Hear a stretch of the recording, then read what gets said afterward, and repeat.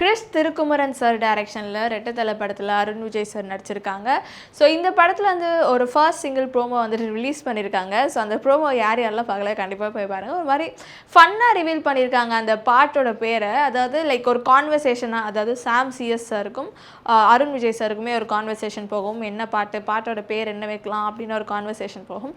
அதுக்கப்புறம் சாம் CS sir சொல்வார், இல்லை நீ டேரக்டர்கிட்ட கேளு, அவருக்கு தான் தெரியும், ஸோ எனக்கு தெரியாது அப்படின்வாங்க. ஸோ டேரக்டர் வந்துட்டு அவர் தானே பாட்டு எழுதினாரு, ஸோ அவருக்கு தானே வந்துட்டு தெரியும் அப்படின்ட்டு அவர் சொல்லி மாற்றி ஃபைனலாக வந்துட்டு எங்கேயா சாம் சிஎஸை காணோம், பேர் கேட்டோன்னே காணாமல் போயிட்டாரா அப்படின்ட்டு வந்துட்டு கேட்பாங்க.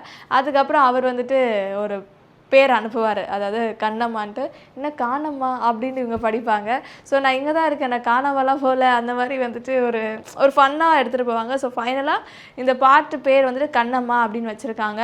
ஸோ கண்ணம்மா ஓகே, சாம் சிஎஸ் சார் இந்த பாட்டு எழுதியிருக்காரு, ஸோ அதனால் சாம் சிஎஸ் சார் தான் வந்துட்டு பாடியிருப்பாரா அப்படின்னு நான் நினச்சேன் அந்த வீடியோ பார்க்கும்போது. ஸோ அந்த வீடியோட எண்ணில் தான் வந்துட்டு ஸோ இந்த பாட்டு பாடினது யார் அப்படின்னு சொல்லிட்டு கேட்கும்பொழுது தான் ஒரு பேரை சொல்லுவாங்க. யார் பாடியிருப்பாங்க அப்படின்னு பார்த்தா நான் மைட் பி அனிருத் சார் இல்லைனா வந்துட்டு சாயா பியங்கர், ஸோ அந்த மாதிரிலாம் இருப்பாங்க அப்படின்னு எதிர்பார்த்தேன். ஸோ அதுக்கப்புறம் தான் வந்துட்டு தனுஷ் சார் வந்துட்டு இந்த பாட்டை பாடியிருக்காங்க.